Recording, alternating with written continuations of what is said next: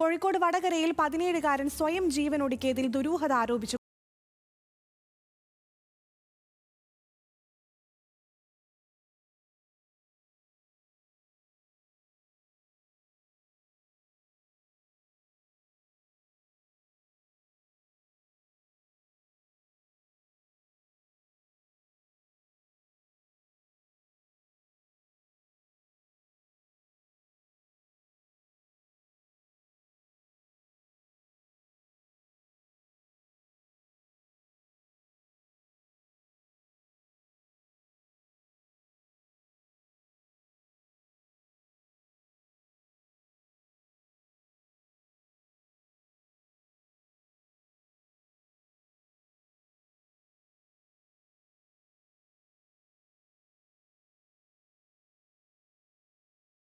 കുടുംബം. ആൾക്കൂട്ട വിചാരണയും മർദ്ദനവുമേറ്റതിൽ മനം നൊന്താണ് 17-കാരൻ ജീവനൊടുക്കിയതെന്നാണ് കുടുംബത്തിന്റെ ആരോപണം.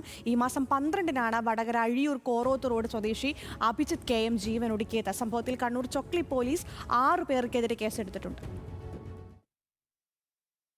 വ്യാഴാഴ്ച രാവിലെ ജോലിയും കഴിഞ്ഞ് വന്നപ്പോൾ ഞാൻ ഫോണ് കിട്ടിയില്ല. ഫോണ് സ്വിച്ച് ഓഫ് ആയപ്പോൾ ഞാൻ ചോദിച്ചു പിന്നെ ഫോൺ ഇടയും എന്നേരം പറഞ്ഞ അമ്മ 5-6 ആൾ കൂടിയിട്ട് എന്നെ കൊണ്ടുപോയിട്ട് അടിച്ച് മർദ്ദിച്ചിട്ട് എൻ്റെ ഫോൺ വാങ്ങി വെച്ച് എന്താ കാര്യം ചോദിച്ചോനും മനസ്സിലെന്നൊന്നും പറഞ്ഞില്ല. ഇവിടെ വീട്ടിൽ വന്ന് കിടന്നുറങ്ങി. പിറ്റേന്ന് രാവിലെ എണീച്ച് ജോലിക്ക് പോയി.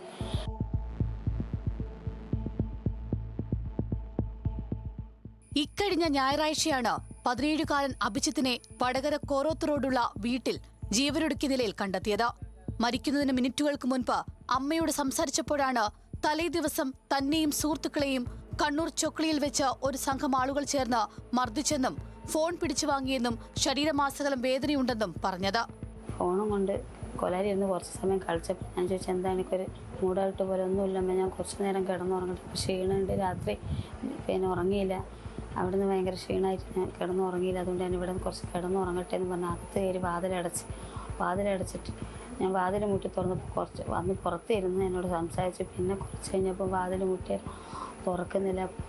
ജനലിൻ്റെ ഉള്ളിൽ കൂടെ നോക്കുമ്പോൾ പിന്നെ ജനലിൻ്റെ അരികത്ത് നിൽക്കുന്നതാണ് കാണുന്നത്. പിന്നെ നോക്കുമ്പോൾ അടുത്ത വീട്ടിലൊരു വന്ന് വാതിൽ ചവിട്ടി പിടിച്ചപ്പോഴാണ് സംഭവം കാണുന്നവൻ തൂങ്ങിയ നിലയെ കാണുന്നത്. എന്നാൽ അഭിജിത്തിന്റെ മരണത്തിന് ശേഷമാണ് സുഹൃത്തുക്കൾ ക്രൂരമർദ്ദനത്തിന്റെ വിവരങ്ങൾ വെളിപ്പെടുത്തുന്നത്. അഭിജിത്തും സുഹൃത്തുക്കളും ലഹരി ഉപയോഗിച്ചെന്നാരോപിച്ചായിരുന്നു മർദ്ദനം. അഭിജിത്തിന്റെ ഫോൺ ഈ സംഘം പിടിച്ചുവാങ്ങിയെന്നും വീട്ടിൽ അറിയിക്കുമെന്ന് ഭീഷണിപ്പെടുത്തിയെന്നും സുഹൃത്തുക്കൾ ചൊക്ലി പോലീസ് നൽകിയ പരാതിയിൽ പറയുന്നു. സുഹൃത്തുക്കൾ നൽകിയ പരാതിയിൽ 6 പേർക്കെതിരെ ചൊക്ലി പോലീസ് കേസെടുത്തു.